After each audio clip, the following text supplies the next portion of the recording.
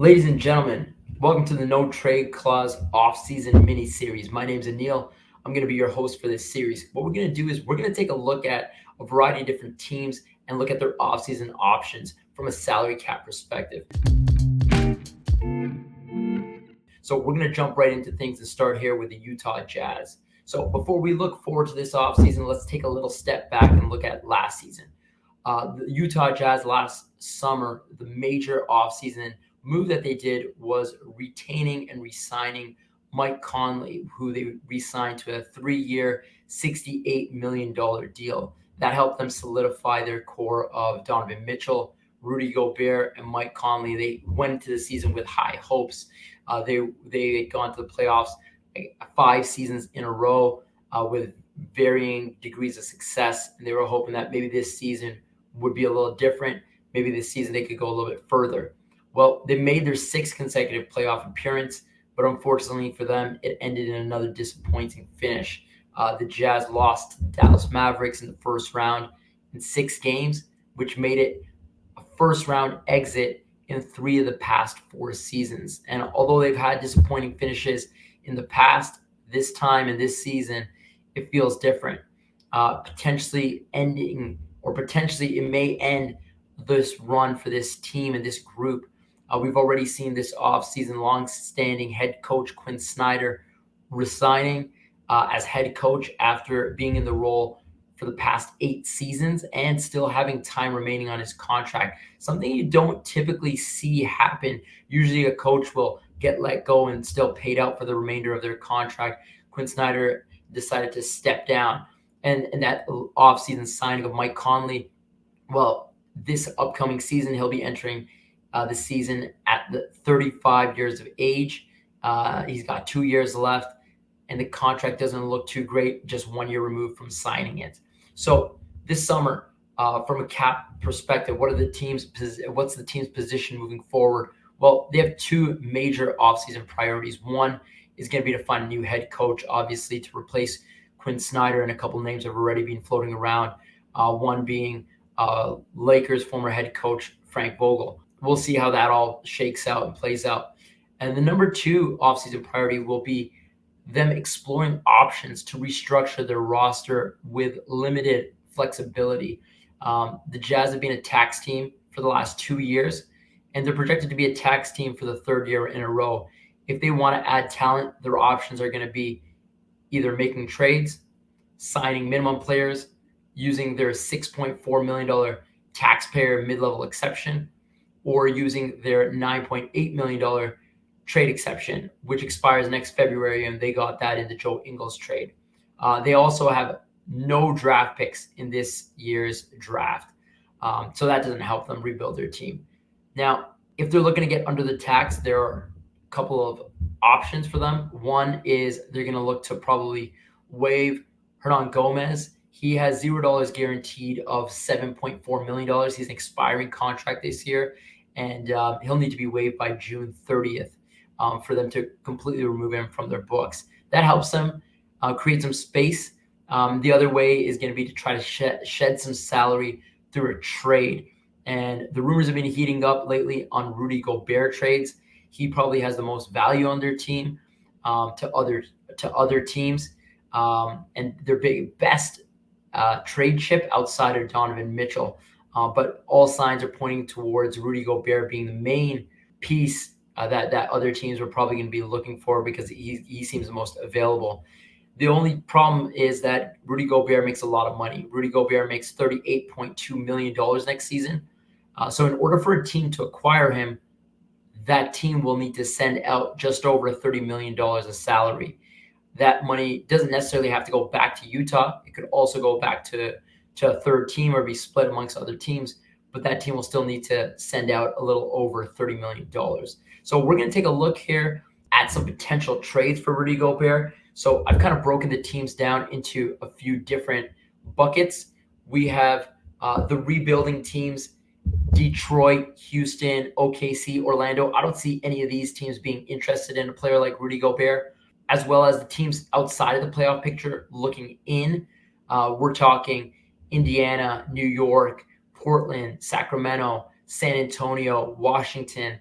I also don't see these teams looking at a player like Rudy Gobert. It doesn't really take them to the level that they're probably looking to get to. The next group of teams, however, are the playoff teams. And these are teams that made the playoffs or have expectations of making the playoffs.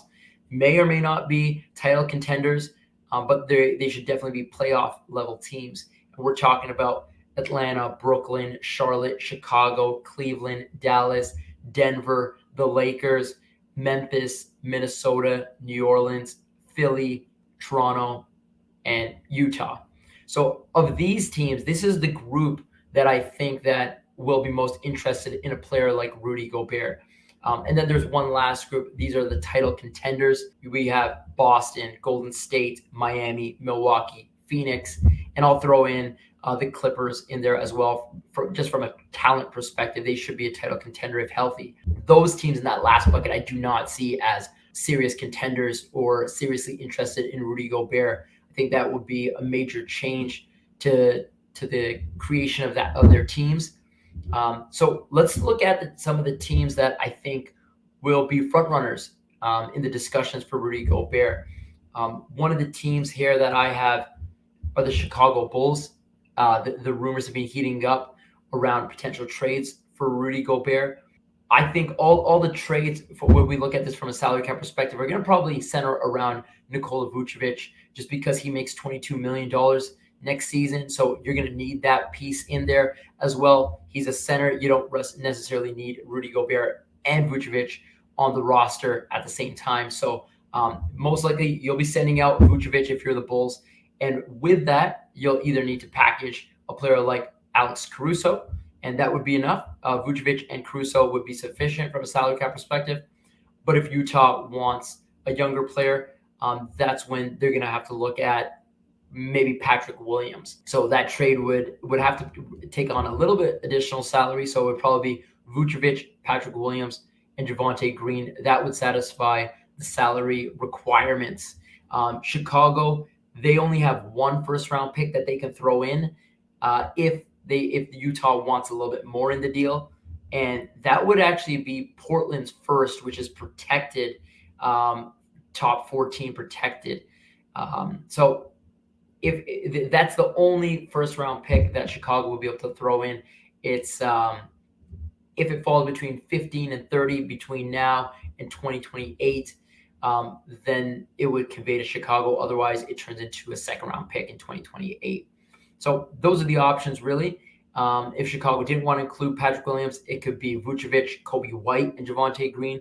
That would also work as well. The other team that I think is interesting are the Charlotte Hornets. That trade package will probably revolve around either Terry Rozier or Gordon Hayward. Both of them have significant salaries. Terry Rozier makes about $21.5 million, so you probably package him with a player like Kelly Oubre. That would work. If it's Gordon Hayward, you're probably looking at Gordon Hayward plus maybe a young player like James Bouknight or Kai Jones. Either of those options would also work, and they can throw in a maximum of 2 first-round picks. Those would be in 2027 and 2029 if they wanted to just outright give 2 first-round picks. So those are the options for Charlotte and Chicago. The other team that I think is interesting are the Toronto Raptors. So if it's a trade for Rudy Gobert, you're most likely looking at a player like OG Anunoby. His name's been circling around mainly because he has a favorable contract. He's a versatile player. He's still pretty young. And it seems like he's got value on that contract. Next year, OG Anunoby makes about $17.5 million. He's got 2 years guaranteed, plus a player option still remaining. So a trade that would work would be OG Anunoby plus Gary Trent. Another trade that would work would be OG Anunoby plus Khem Birch, plus a sign-in trade with Chris Boucher. The sign-in trade would hard cap the Utah Jazz at the apron, but if they can shed some salary in the Rudy Gobert trade and take back less salary, they could get under that hard cap as well. Another interesting option for the Toronto Raptors is that they could potentially look at a trade for Donovan Mitchell as well. That would be a trade that would look maybe like Pascal Siakam for Donovan Mitchell. Depending on who you ask, some people view Donovan Mitchell as more valuable. Others view Pascal Siakam as more valuable. At the beginning of the season last year, people thought Siakam's contract was one of the worst in the league. By the end of the season, he made an All-NBA team, and people were looking at that contract very differently. So in different ways, depending on what you think of him, what he's worth, Siakam is going to be paid about $35.5 million next season. So it's still a pretty sizable contract, but that could be also another interesting option if the Utah Jazz wanted to build their team a little differently and they didn't like the options on a Rudy Gobert trade. And Toronto, well, they have Scotty Barnes and OG Anunoby who can play those forward spots. So they have some versatility on their roster as well. And if they wanted to add a dominant scorer, then Donovan Mitchell would be a great addition to that team. So those are the three teams that I think would be interesting options for trade partners for the Utah Jazz. That's Toronto, Chicago, and Charlotte. Some other teams that we might see kind of in the discussions are Dallas, Memphis, Atlanta, Brooklyn. But I'm not going to kind of go into some trade options for them. My name is Larry Kuhn, and I'm the General Manager and Lead Instructor of Sports Business Classroom. I'm inviting you to participate in a unique opportunity to break into basketball. Sports Business Classroom is immersed in the NBA Summer League in Las Vegas, Nevada. And when I say immersed, I mean we're right there in the arena, bringing NBA movers and shakers into our classroom and putting you right into the Summer League action. Sports Business Classroom is the best of all worlds. Great academics, challenging assignments, hands-on work at Summer League, and the chance to start building your network of league connections. It's an experience you can get nowhere else. Have you ever dreamed of working in NBA basketball? Don't just wish it will happen, make it happen.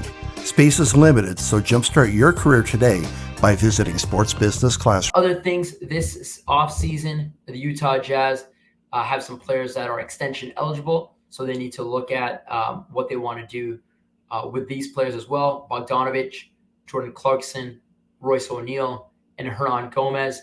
They're all extension eligible, as well as Nickeil Alexander-Walker, who they traded for midway through the season. He kind of fell out of the rotation, but he was a former number 17 pick. He'll be eligible to sign a rookie scale extension as well. If not, they can make him a restricted free agent at the end of the season if they extend him a qualifying offer. So those are the main things with the Utah Jazz. They don't have any draft picks heading into this draft, so they should already be in offseason mode and looking most likely at potential trades for probably Rudy Gobert, but maybe Donovan Mitchell. And I guess we'll keep an eye on them and see how the offseason plays out. Surely there will be a lot of news circling around the Utah Jazz. Some people want it to happen, some wish it would happen, others make it happen. I'm Bo Estes, the Department Chair for Media at Sports Business Classroom, and I'm offering you a chance to put into action the words of Michael Jordan and make it happen at the NBA level this summer in Las Vegas. At SBC, each of our students receives extensive hands-on training from successful professionals currently working in the business, and then our students put that knowledge into play. Each student will handle play-by-play duties as well as analysis, calling multiple NBA games at Summer League. Additionally, our students will work as studio hosts and analysts from our state-of-the-art SBC set located in the atrium of the Thomas and Mack Center. The training and opportunities don't end there, though. Our professionals will teach you the art of storytelling and the skill required to successfully run your social media accounts. This training culminates in a session designed to teach you how to start and grow your media business. Our SBC students will leave Las Vegas with an improved skill set and a refined understanding of the different roles and requirements to work in media. That newfound knowledge is designed to launch a career or supplement a parallel career in the business of basketball.